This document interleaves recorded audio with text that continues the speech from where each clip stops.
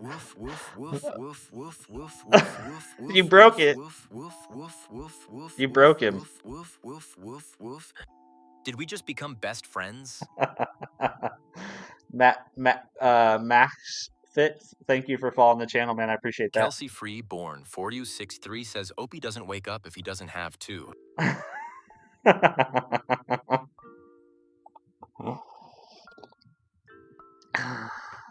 Yeah, Opie would prefer to sleep. now I'm wondering if I shouldn't have made. Hey, Voltaire. Welcome to the welcome to the woofing party.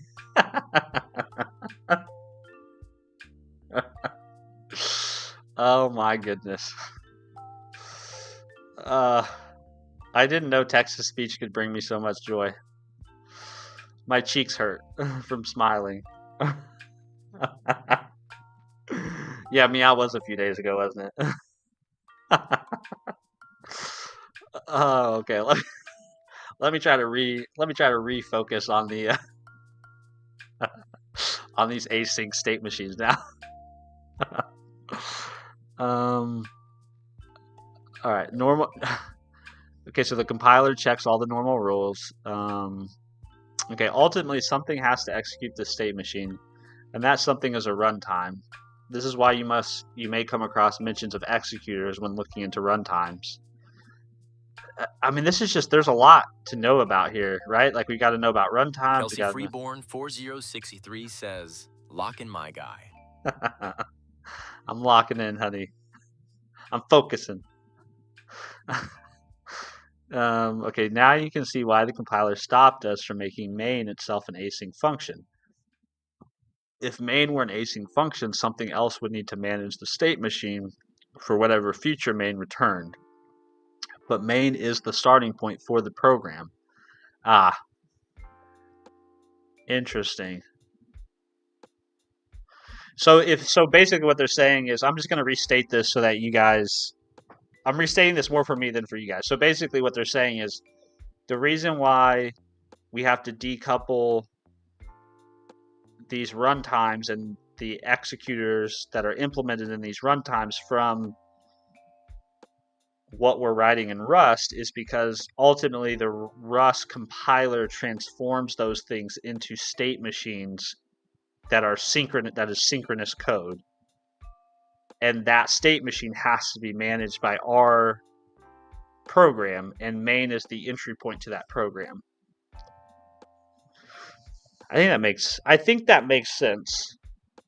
Although I probably don't understand it as well as I would if I had written a lot of async Rust code. Okay.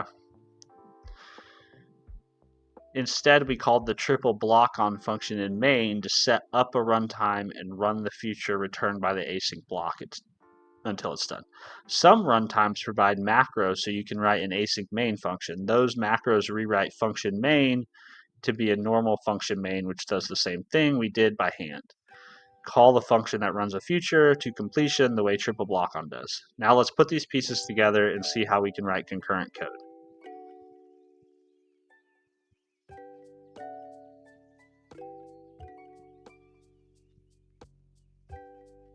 Okay, so this is the code we're gonna write. Interesting. So basically, all we're doing is it's the same. It's basically the same bit of code, but now in here we're racing. So we're saying we have two futures. So this is kind of like a promise, right? This would be the same. I think this would be the same idea as if you did something like const res1 equals fetch URL1, right? And then you could do this, and this would be like, I'm just trying to map this to like what it would kind of look like in JavaScript or TypeScript, whichever you prefer to call. And so then the idea would be, this would be basic. I think this would basically be the equivalent of like promise.race, right? Or yeah, promise.race. race.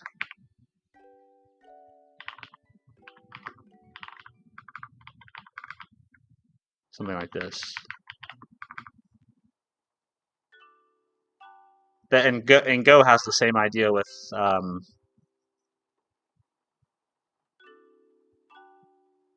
what does Go call them? Go routines. It has the same idea. So you say triple select, which is obviously something they've provided to us to make this nice to work with, and then you say await, and then either. What's either? YouTube disconnected. YouTube, are you still there? See you, Landon. Have a good day, man.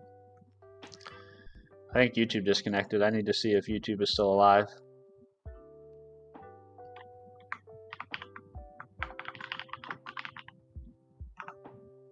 Oh, yep, we're still here. Sorry. I just want to... Sometimes it seems like when Meld Studio disconnects from YouTube, sometimes I also get disconnected from chat, but looks like it didn't this time. Okay.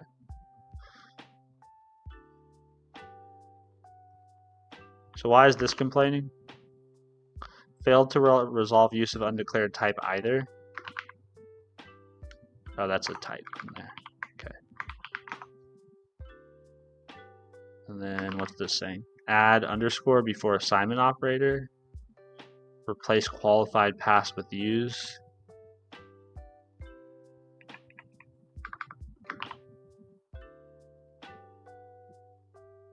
This expression has standard option.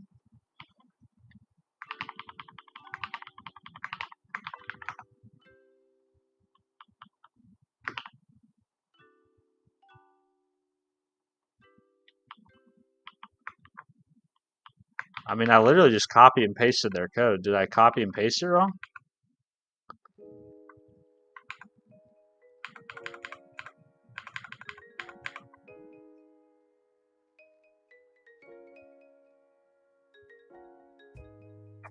Oh, they changed the signature of this. That's why.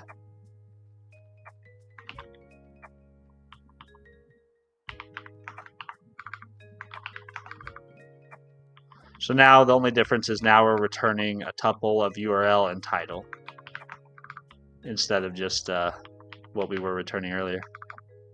Okay, and so then let's race. So how do we race? We have to give it...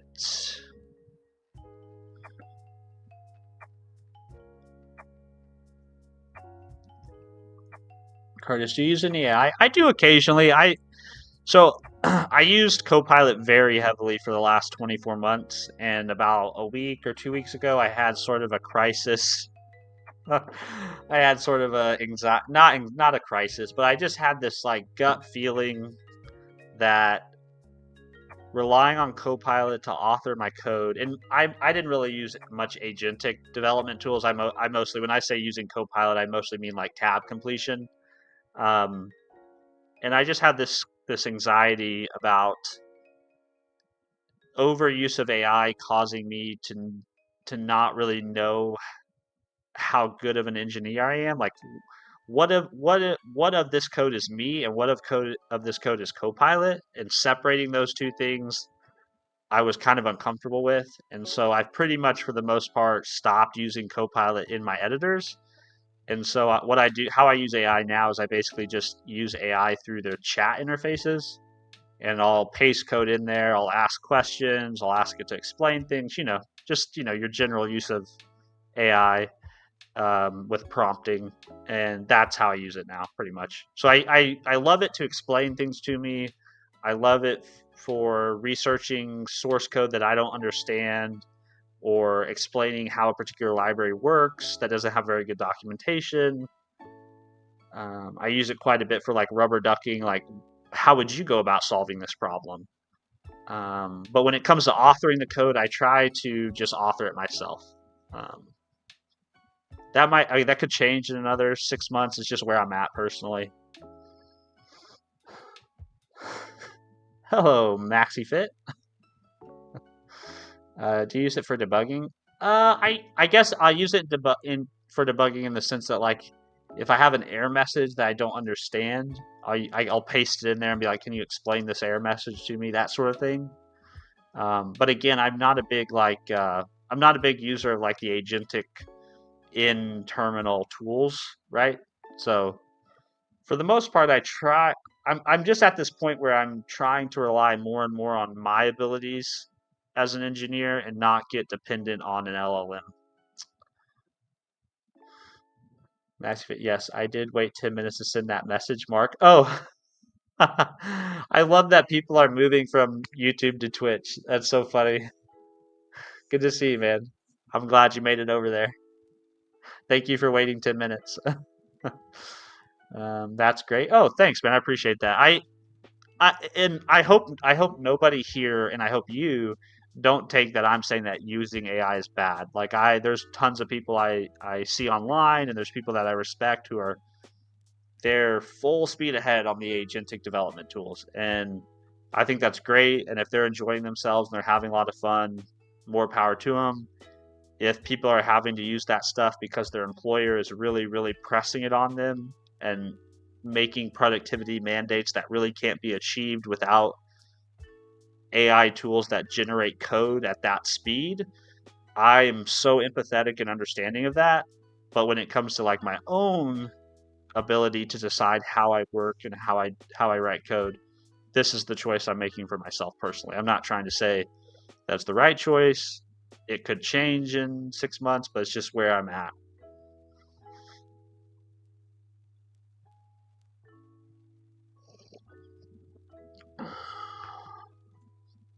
Bob, I saw your Copilot vid from last week. Been watching you for weeks now. I don't think your power is coming from Copilot at all. Well, I appreciate that, Bob. I appreciate you saying that. I just, it's I don't know. It's one of those things. Is like, if you were on some sort of enhancement package, some sort of steroid package, and you were lifting weights in the gym, and hitting all these PRs, it's kind of the same idea. It's like, how much of those PRs are you, and how much of those PRs are the enhancements, right? And if you remove one, how significantly does that alter your ability to perform? And I just don't know if I like that feeling. And I also have this fear that like at some point I'll have to get up in front of a room and like whiteboard some code with somebody. And because I've been using Copilot to write for loops for the last, in this future made up scenario, let's say I've been using Copilot for 6 months to write all my for loops, and somebody says, hey, get up on that whiteboard and show us how you'd iterate over a list. And I'm just stuck, frozen, waiting for the ghost text to appear on the whiteboard. Like, hold on, wait a minute. Where's the Copilot suggestion at? Bob, no, Copilot is more like a Smith machine for free weights. Oh, that's an even better analogy, Bob. Yeah, same kind of idea, right? Like, how if I take this thing off the tracks, if I take this bar off the rails, and nobody's helping me stabilize it in the full 3 dimensions, right? Like, how much does that impact my performance? So yeah, it's just I think it's a personal decision, right? And I mentioned this the other day on stream, and I don't know how much this resonates with you guys, but so many of you who are in my chat, and I think Bob, you'd fall in this category, but there's a lot of people in my chat that have been doing programming and coding and software engineering for decades, right? 10 years, 12 years, 15 years, 20 years, right? And a lot of that time was before ChatGPT was a thing or AI was a thing. And so the way all of you got really good at this was through doing it yourself. And now we're sort of running this experiment where there are probably engineers now working professionally who have never worked without an LLM. So what does that do to the software profession if you have a whole generation of, let's say over the next 5 to 10 years, you have a decade of developers who basically have never written code without using AI? Like, what's the end result there? I don't know, but that's the experiment we're running, and I'm not sure I'm convinced that that ends up with more competent or capable engineers. So that's why I'm like, I don't think I want to participate in the experiment at the moment, unless my employer comes down and says you must use Claude Code to write all your code. uh, I I'm gonna keep writing code like a caveman. And I know somebody out there is gonna say, well, Steven, that's just the way the world works. Things get abstracted, like, and I fully understand that. I fully understand that. It's a valid argument.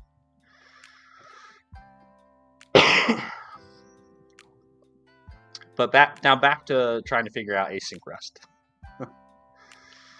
Bob, I have no idea. Tech interviews are still going to be the same for at least a while, so you'll have to demonstrate some proficiency. So it's like, so do you think you're preparing yourself to demonstrate proficiency if you've been just relying on LLMs? Is that the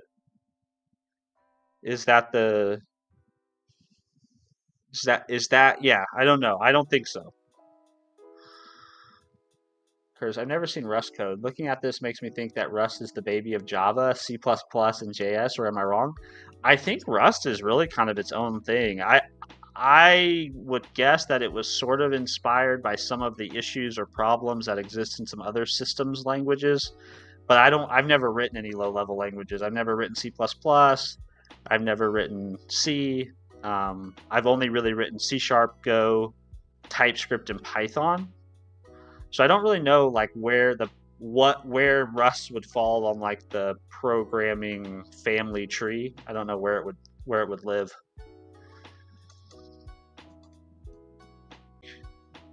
It's just letting AI do their work. I'm on a point of resignation. Codebase is a mess, and they think they don't know how really the data info works.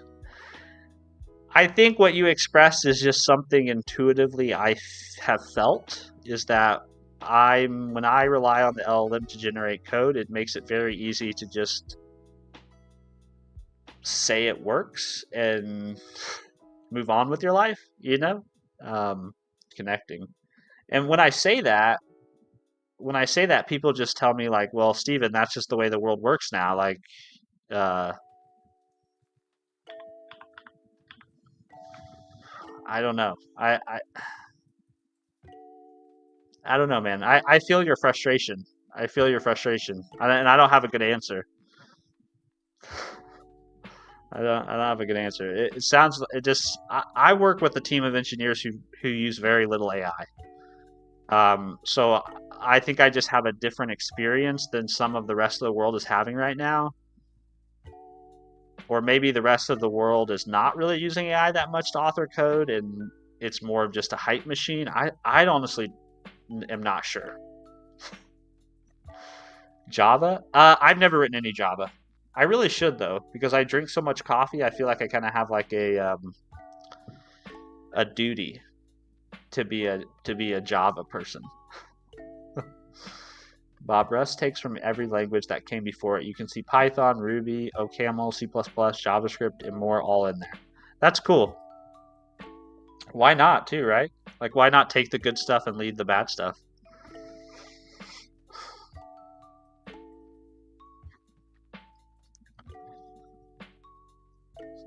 All right. Under the hood, triple select is built on a more general select function defined in the features crate. The features crate select function can do a lot of things that triple select function can't, but it also has some additional complexities that we skip over for now. Either feature can legitimately win, so it doesn't make sense to return a result. Instead, triple select returns a type that we haven't seen before, triple either. The either type is somewhat similar to a result in that it has two cases. Unlike result, there is no notion of success or failure baked into either. Instead, it uses left and right to indicate one or the other. The select function returns left with that feature's output if the first argument wins, and right with the second feature's argument's output if that one wins. Okay.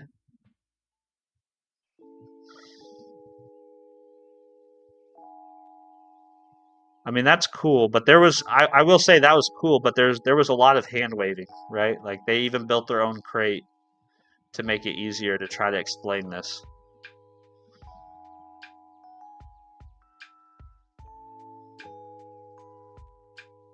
All right, I don't think any of this is helping me figure out what I need to do in my app.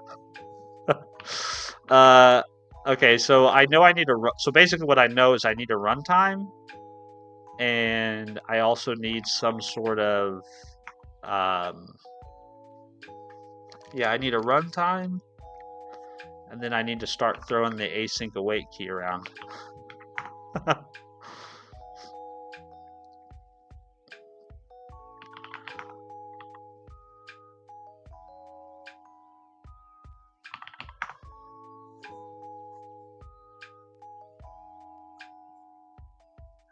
C# is just straight up better. Java, in my opinion, Java probably wins on performance though. Interesting. Yeah, I do like me some C#. I love me some C#. Man, when at this point, when finding where a bug I was to struggle to find where and what was causing it, or maybe it's just me who's overthinking it. Anyway, AI surely was great. I'm sorry that you're struggling with that coworker, man. That would be frustrating. It would be frustrating to work with people who are like, yeah, I don't know, AI wrote it. That would suck. Duckboy, you may find Java not that difficult. What would get you, though, are the system design principles that come with it. Interesting. I've heard a lot of people say Java is very similar to C#. So I'm guessing it would be easier for me to pick up than a lot of other languages. I see a lot of people talking shit about Java, but we do it in college and I can't find anything wrong with it. Loving it. Oh, that's awesome. Yeah, man. I don't think there's anything wrong with Java. And my opinion on tools is use the tools you enjoy. And I'll say that probably if you show up to more of my streams, you'll hear me say that more, but I think in 2026 most tools out there are good enough for most jobs and you should pick the ones you enjoy working with. Stratos. Anyone know the best LLM for building websites? I don't have an opinion on it myself. I've used some tools like V0. I've used Anthropic's Claude interface, chat interface. Uh, Obviously, all those do is like write the code. You still have to like put it all together for yourself and like deploy it in those cases. But I haven't used anything like Replit or what are the other ones? Base 44, and I haven't used anything like that. Lovable, there you go. Lovable is another one. Maybe sign up for their free tiers and just give them all a try and see what happens.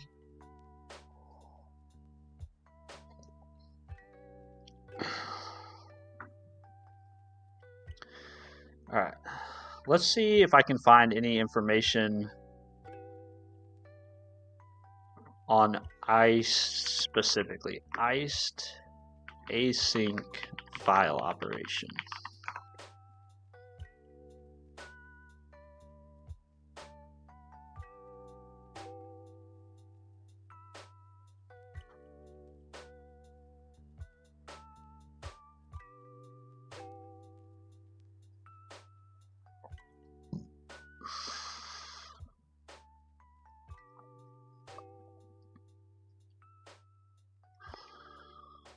I wonder, wasn't there, I'm pretty sure,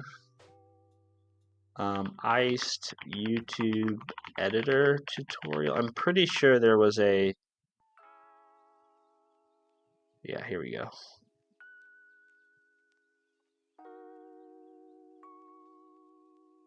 I'm pretty sure, oh, there we go. Yeah, this is where I remember seeing it.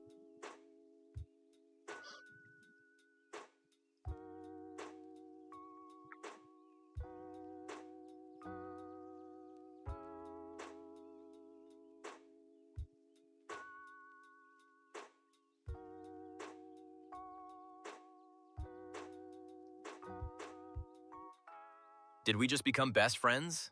Hey, Blackfire, thank you for the follow. Appreciate it.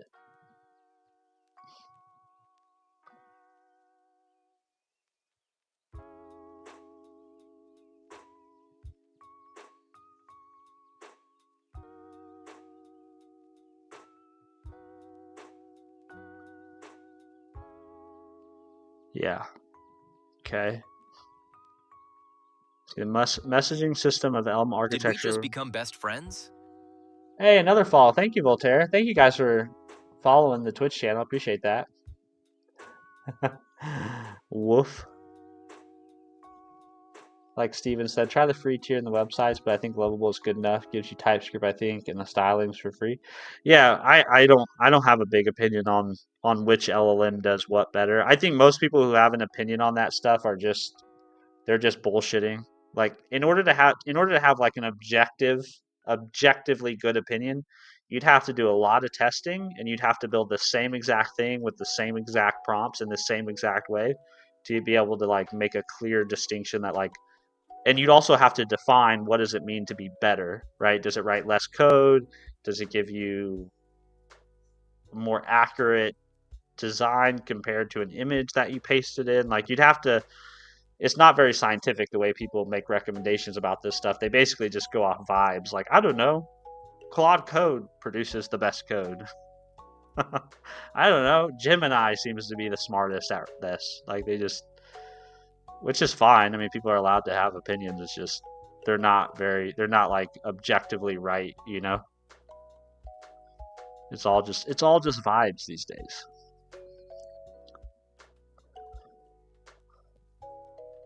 In order to use async, we need to operate our editor from a sandbox to an application. Okay, well, that's not at all how. This is old. This is 2 years old. So I don't know how any of this is gonna work.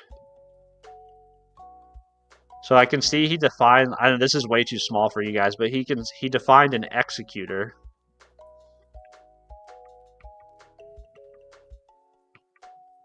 And then he's modifying the return type of some stuff.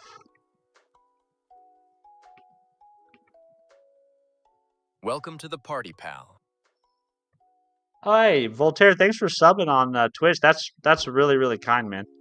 Here, hold on. Let me get you updated on the Twitch list. That's really kind, dude. Thank you very much. You didn't have to do that. Yeah, no relation to the other Voltaire on YouTube, honest. Voltaire, are we being serious? I'm skeptical. I'm skeptical of that. Let's see, update list. We'll do .NET run Twitch.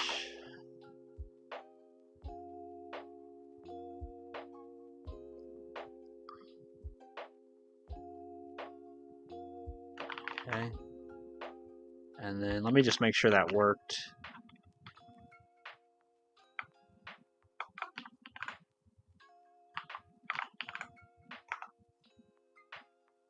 Yep, that worked. Okay, and then let me go back. All right, you guys are I'm gonna disappear for a second, but then I'm gonna come right back.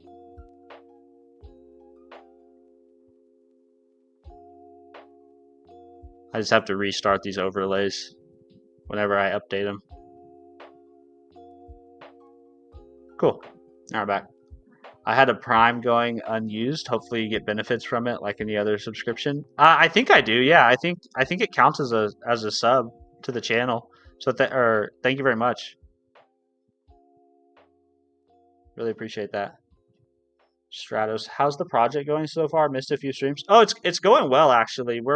We've made a lot of progress. I don't feel like I've been making the progress I would like to make during streams. But I think that's just the nature of streaming and trying to code at the same time. But like we have basically a working notepad that supports previewing Markdown. There's just some stuff I'd like to make better, like the styling I'd like to make better. I don't want the file operations to block. I want them to happen in the background. I want them to be asynchronous. What else? What were the other things that we have talked about doing? I think that might be the only things that are really left. But like, yeah, we just need to get the styling. But I can type Markdown here, and I can preview it. And we also have support for code, so we can even put Rust in here. that. And we can preview that. And we get some syntax highlighting. Did we just become best friends? That's nice. Yeah, it's working pretty well. We can do new tabs. Our tabs have a scroll bar on it, so we can deal with having too many tabs. We can close the tabs. We can load existing files, and all this is with keyboard shortcuts, but there's also a menu. So we can load existing files. We can make changes to these files. We can save them, close it. We can open it back up, and it will show that we saved it with the change. So it does like all the basic things, right? We can increase the font. We can decrease the font. But there are still some, like, for example, I think the other day I saw like it doesn't handle overflowing text very well for some reason.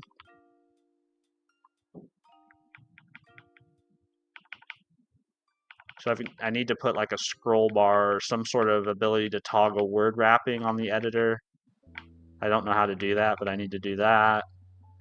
So there's definitely stuff. Like I also need to have some sort of indicator that a file has unsaved changes and that you need to save it.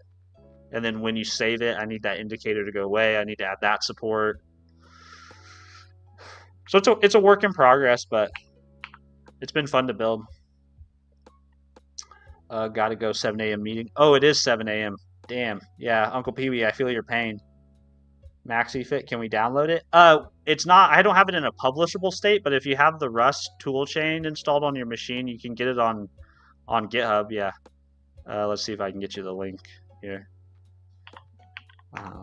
I will eventually. My plan is eventually to get it to where you can install it with like Wingit or other package managers, and just install this little like command line tool, you know, because I think that would be fun. Because my plan is to use it selfishly for myself, like instead of using Notepad on Windows, to use it for myself. But yeah, you can get it here, the source code here, if you want to build it from source and run and play around with it. You're welcome to fork it and make it better and add your own flavor to it and whatnot. I'm obviously not a good Rust dev quite yet, so there's probably lots of things that could be improved. There you go. Just linked that in the chat for you. Yeah, don't make any big decisions on Friday. We also made it. The more I see Rust, the more I feel dumb. You're not dumb, man. I think Rust is hard. I think it's just kind of a foreign. It's unlike a lot of languages, and so it feels very foreign. I don't think you're dumb. I think it just takes practice and reps to figure out how it works, you know?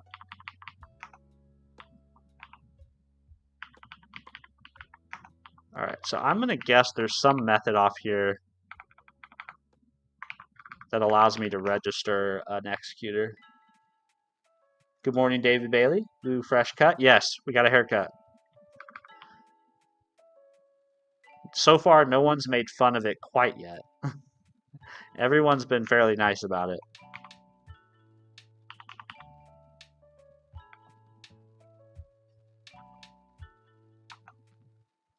Okay, so what is this?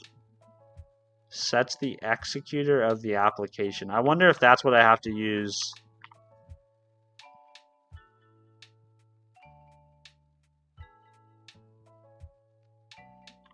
I*S plus Tokyo. How to hook up my basic app with a Tokyo task. I don't think there's many examples. I had a while figuring out from the WebSocket example. The idea is as follows to my understanding. In your update function, use command perform, where future is an async function, and T is the message. Actually, when the first time I started this programming career, the most time-consuming part is the setup. Yeah. I believe that. The setting up anything is which is funny because like I actually had this thought the other day. in regards to like setting stuff up. Like so many of us who are trying to learn programming or trying to get better at it in our free time, we spend a lot of time going through like setting up new projects and initializing stuff and yada yada yada. But if you're a professional, if you're working as a developer on a daily basis, like you actually do very little of that. Like most people are not working on greenfield projects all the time. Most people are working on legacy and they're just figuring out how to climb over a legacy code base and make modifications to it to implement some feature or fix some bug. So it's kind of funny that we spend so much time when you're trying to do things on your own and build your own side projects, you spend a lot of time doing the greenfield work.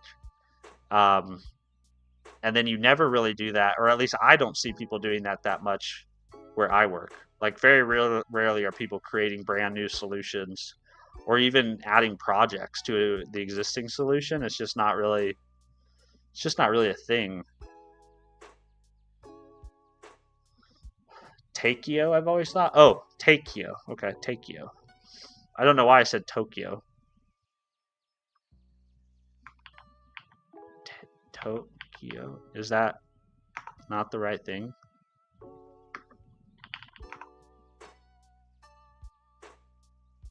Oh, it is. I don't know. I don't know why I pronounced it that way. I guess let's see what Rustbot says. Tokyo. Tokyo.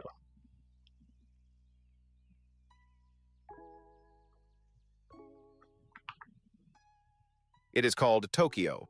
Huh. Maybe different languages pronounce it different ways.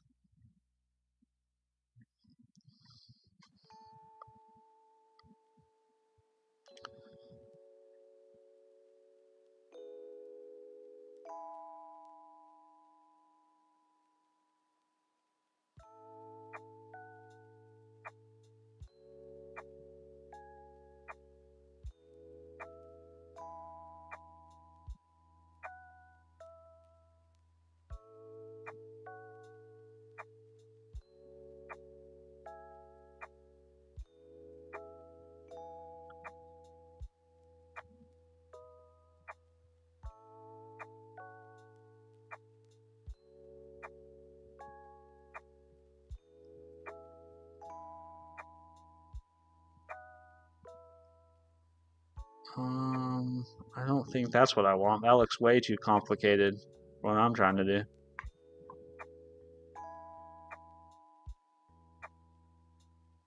Here.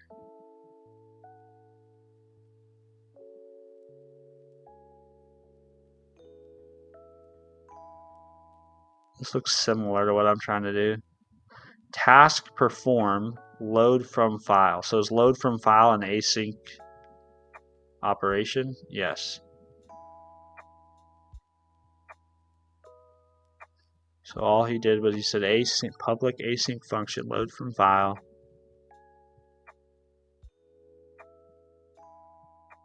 So what about this is asynchronous though?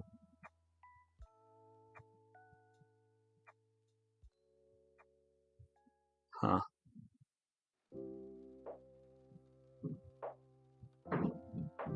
Okay. Well, I guess I can just try to try that to see what happens. Right? I mean, there's nothing wrong with trying stuff. So let's just try to do it for open file. So let's say I want to go back to opening a file. And let's say I want to make this async. And I want to use an async dialog.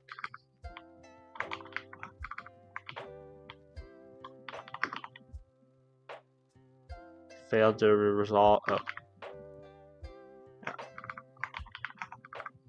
Okay. Now this is where we are getting a future. So which one is asynchronous? This is asynchronous. So do I need to call a wait here?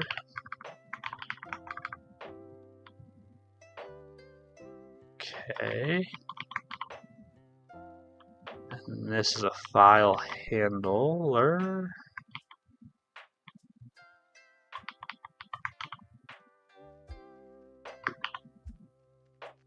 expected path buff, but found file handle. Okay, so this is a whole different type. Let file dot, no, that's, so this is a file handle. So what does a file handle give me? File, sorry, path dot. So that has a path buff on it. Okay. So then I want file dot path buff.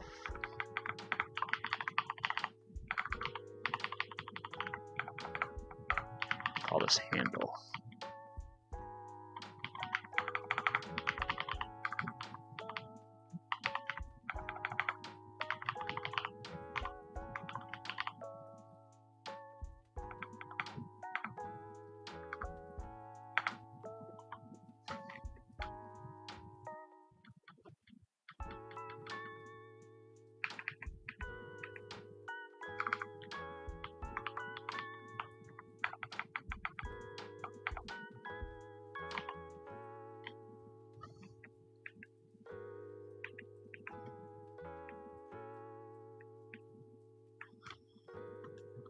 Huh. Okay, hold on. Before I butcher this code, hold on. I should really commit. Before I butcher this code, we should commit what we have working. Which I haven't done yet. So let me back up here.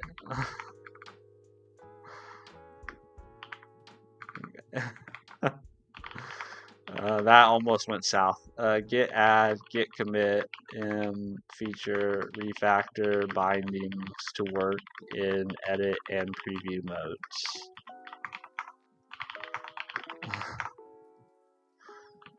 That was almost a grave mistake. See you, Blackfire. See you, MaxFit, or Mark, whichever one you want to go by. If you want to make one thing async, you got to make everything that calls it async. Can ICE handle that? I don't know. I don't know. We're gonna try to see what happens. Well, actually, I guess we can't try today because it is 7 o'clock, and I need to wrap up.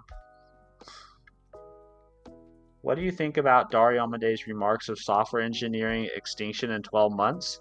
I think Dario Amadei is really shitty at his predictions. I think his track record of predictions suck. That's what I think. And no one holds him to account for it in public spaces. I watched his interview at Davos, and the person who was hosting that they should have took him to task because he's made tons of predictions over the last 24 months about timelines, and none of them have come true.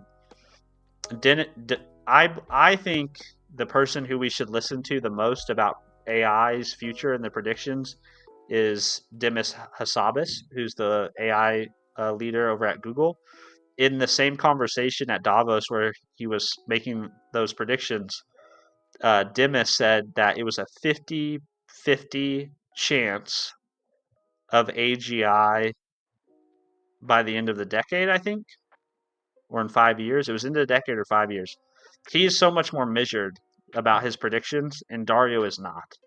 So I'm not worried about what Dario Amadei says, because he's been wrong time and time again. It's kind of like somebody who's trying to predict the stock market's going to crash. People keep saying the stock market's going to crash. Well, eventually the stock market crashes, but like it just does it because it was bound to happen at some point. Like you were wrong about all your predictions, but you just called the inevitable. I'm sure software engineering at some point becomes extinct, but I don't think it's going to happen in the next 12 months.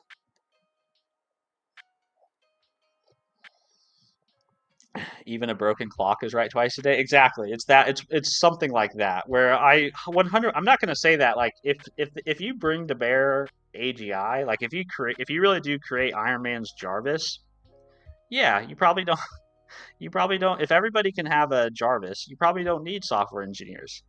But I think we're a long ways away from that.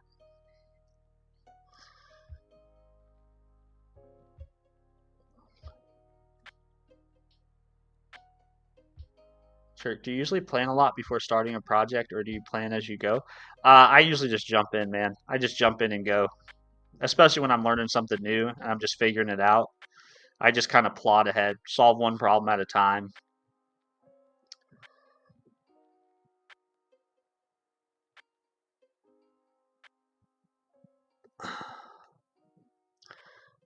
Hello, sir. I'm a student pursuing a diploma in IT. I'm learning to do web development by myself. I would like to get advice from you.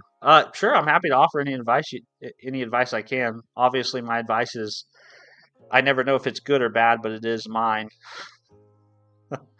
Bob, I never watch CEO interviews. They're just self promotion and nothing else. I, so that's where, and that's why I say I like Dimas Hassabis because I don't get that vibe from him. When I hear Dimas talk, I hear a scientist. I hear somebody who thinks of himself as a scientist and a researcher and somebody who is focused on advancing their field more than I hear a business person promoting their company or their services. And I get a different feeling from Dario. Even though I know Dario has a PhD and he was a physicist, I feel like he has wholesale become a hype man for his company more than he is a scientist. And so that's why I don't listen to him too terribly much. uh, Only junior positions. I mean, less junior positions. I gotta be like you. You may not want to be like me. I'm a flawed human being, very much so. I don't. The junior positions thing is interesting because back in the summer, I took a offer from a company called Zip. They are in like the financial payment space, and I ended up not actually going through with their offer because the company I work for now just basically made a counter, and I ended up staying where I'm at.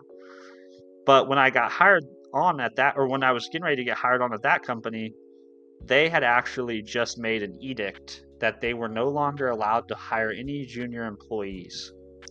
I don't know how that's going now. That was 6 months ago. Did we just become best friends? My name is Tito. Thank you for the follow. I appreciate that. Zip HQ. No, it was Zip Zipco. Zip. It was. They have a purple logo. They're like a competitor to Klarna, and I think they were originally founded in Australia or New Zealand, something like that. And they now have a U.S. They basically got into the U.S. market through an acquisition, I think. But they're like a competitor to Klarna or what's the other one? Affirm. They kind of do like those kind of payment solutions. But what I was going to say about that anecdote, the reason why I offered that is I think this push towards getting rid of junior positions is very short-sighted because I don't think AI actually replaces juniors in the way we think it does. And I think in 5 or 10 years, we're going to look back and think, oh shit, we probably shouldn't have done that. If I had to guess. Hindsight will be 2020 on that one. But I don't doubt you that. I don't doubt that getting a junior position is harder and harder these days in most fields, whether it be software engineering or not. Yeah, getting a job sucks. It's definitely better to sit back and wait for a better economy. Yeah, I don't know if the answer is to sit back though, right? Like I think the answer is still to lean. If you need a job, you need a job, right? You gotta get income. So I think you should still try. But maybe it is harder now than it was before because of AI. It really doesn't change anything though. You still need a job, right? So you have to find a way to figure it out. David Bailey, Afterpay. Yeah, exactly. Yep. That was the kind of company. I can't even get a min wage position once they find out I worked as a dev. Oh, that sucks. So they're like people are almost like prejudicial against you're overqualified is what they're saying essentially. That's pretty shitty. Blackfire, what OS and code editor do you use? My OS probably looks cleaner than it is. I just use Windows 11, but it looks clean probably because I crop off the bottom taskbar in my streaming software in Meld Studio. And then I use Windows Terminal as my terminal of choice. I use PowerShell as my shell of choice, and then the editor that I use within the terminal is called NeoVim. It's a terminal-based editor. And then the browser I use when I'm streaming is called Zen browser. Man, I really need to put this all in like a setup document or something and link that so that you guys have something that's easy to reference. Maybe I'll do that this weekend. I need to build a setup page. I also need to build a like a commands page so that you guys know what commands you can use during a stream. That would also be super helpful to have. Mahi Alaman Azed, I'm going to buy a computer for coding. So Mac or AMD Ryzen, what would be better for coding?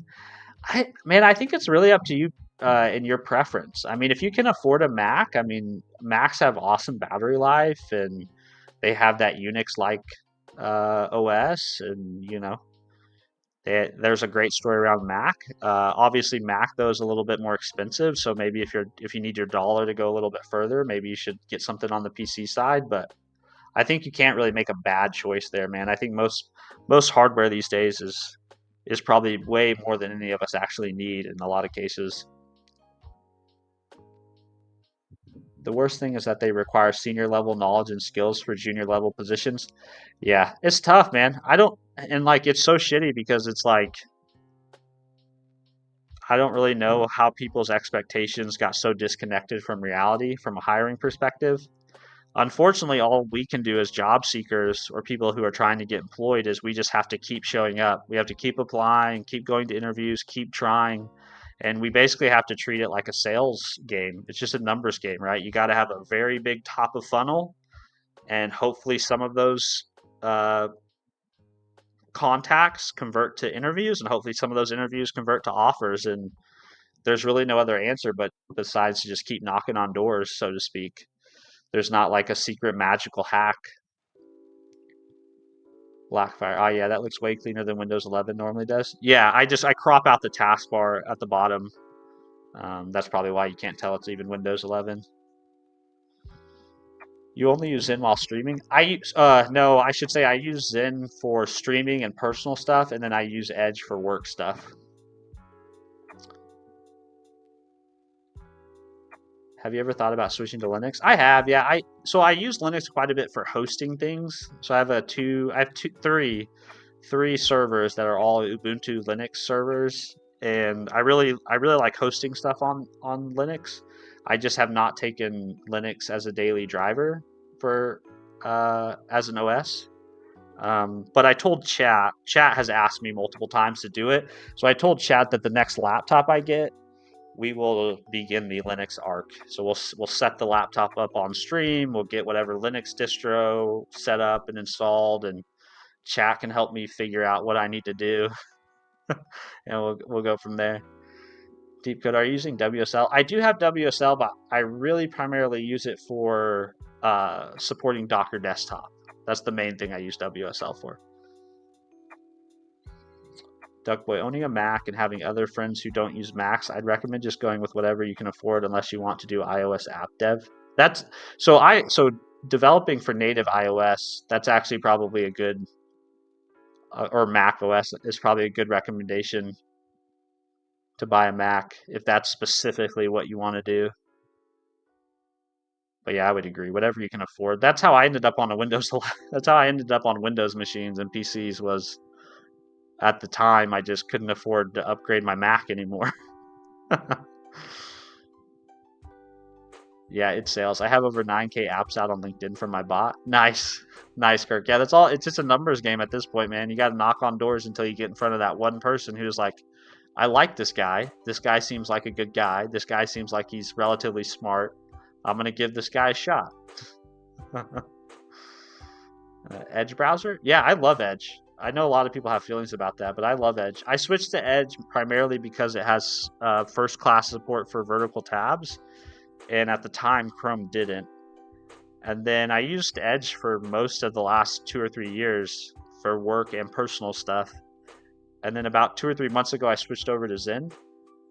Because I kind of like the aesthetics of the Zen browser. I find Linux way easier for C++ programming. Well, there's another good reason maybe to try a Linux machine. I'm not a C++ Did we just programmer, become though. best friends?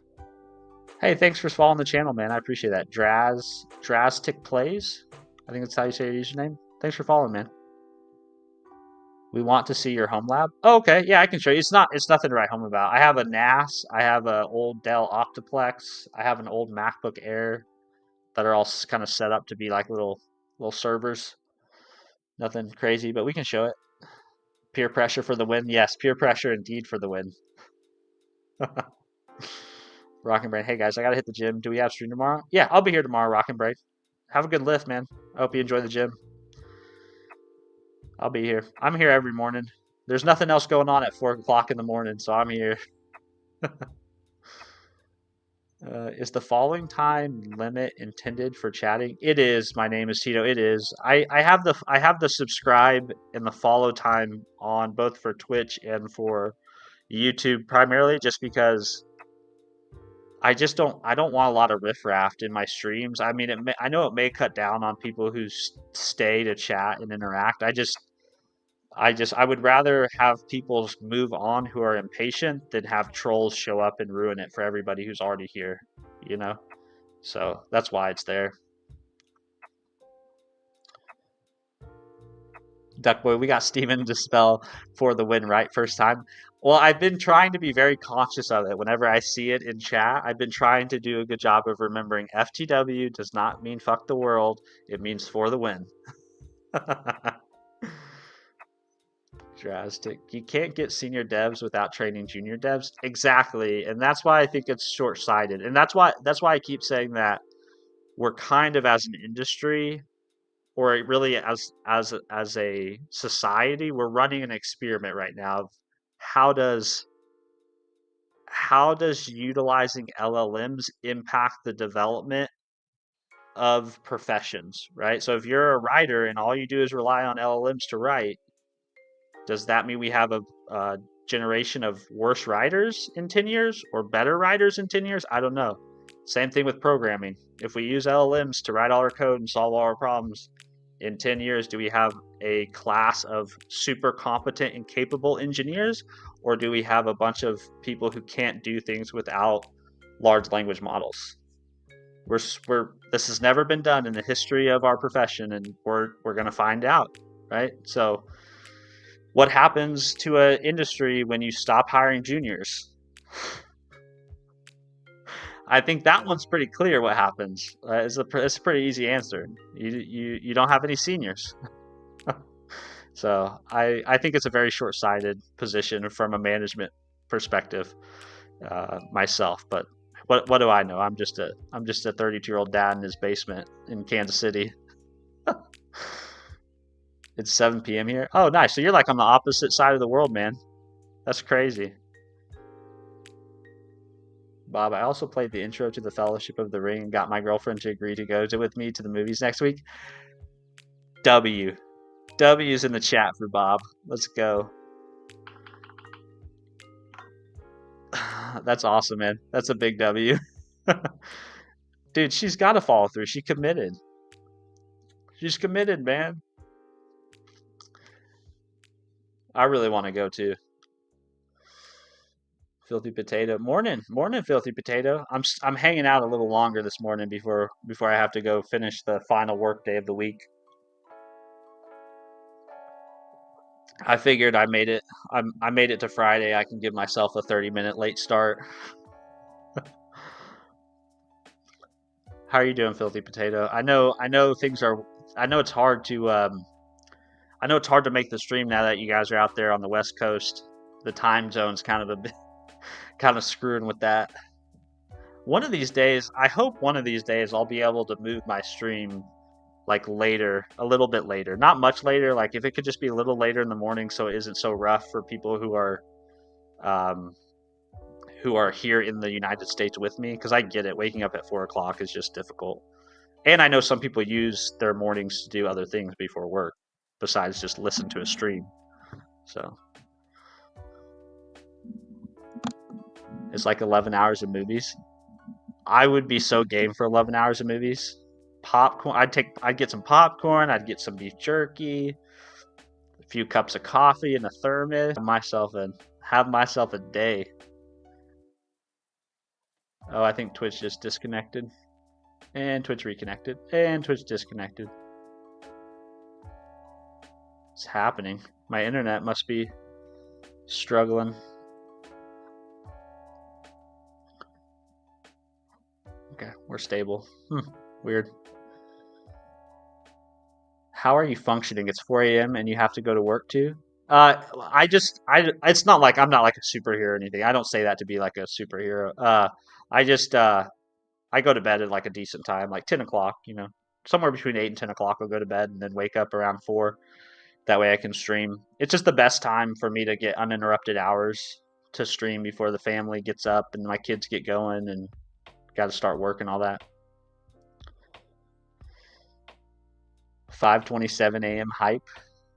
That's early. Yeah, to make my stream, you'd have to get up at 2 o'clock. You'd have to stay up to like, right? You're in West Coast time, so that's 2 hours behind me. That's rough, man. Internet's chugging. I think it is. Yeah, I think it is. I don't know. I go through periods. It's weird. I go through periods where I don't have any connection issues. Like all of the advent of code, I had like no internet connections while I streamed. But then I go through periods intermittently where I seem to disconnect more than others.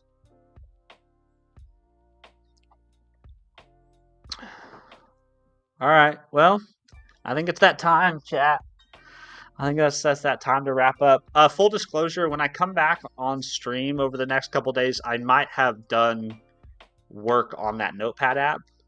So I'm just going to try to force this thing down the line a little bit further because, like I said, I do want to move off of Rust and back onto some of the projects I have planned for myself for 2026. So it's possible when I show up over the next couple of days, I have stuff to demo and show you guys that I did off stream. So just a heads up there. Is Notepad app open for forking? Yeah, of course. Yeah, I put it on GitHub. Here, I'll link it real quick before we wrap up. One sec. Oh, I actually still have it open. Yeah, one sec. There you go. Who was that? Twitch? Yeah, Twitch. Also, Blackfire, thank you for holding it down on Twitch. We haven't had many followers or viewers on Twitch lately, but thank you very much for doing that. I think Twitch has kind of a better engagement model, honestly. It's just difficult to grow an audience over there. But yeah, it's open for forking, for sure it is. Fork away, make it better, fix my issues. And if you want to contribute back, you're welcome to contribute back too. You don't have to, but if you want to fork it and open PRs and stuff, go for it. All G, I prefer the horizontal. Nice. Yeah, I know some people do. People were after me a long time for getting a horizontal stream, and I finally did it at the beginning of 2026. I still try to keep a lot of context just in a single vertical pane, because on YouTube it's still vertical, but I know some people just like the horizontal view better. And some people just prefer Twitch to YouTube, as I understand it. All right, guys, I'm going to do my normal wrap-up. If you're new here and you want to hang out with me or anyone in chat outside of stream, the best place to find us is our Discord. I'll spam this into chat here. It's just discord.stephenfreeborn.com. That's the best place to join up and interact when we're not live. If you want to come back and hang out in the future, like I said, I'm live almost every morning. I'm live from 4:15 a.m. to 7 a.m. Central Standard Time. And then sometimes on the weekends, I'll stream a little bit longer, just depending on what we have going on.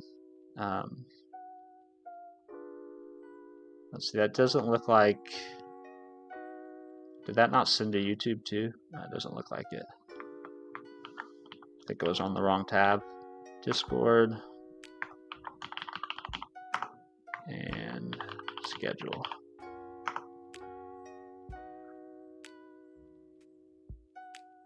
Did YouTube disconnect? I think YouTube disconnected. Hold on, let me restart StreamerBot.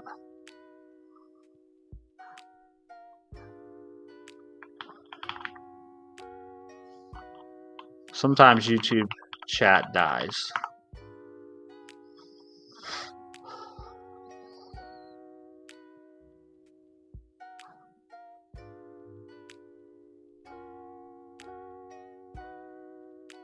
Come on. There we go.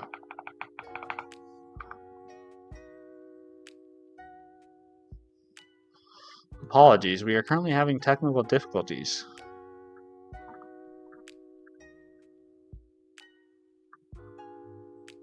All right, let's try again here.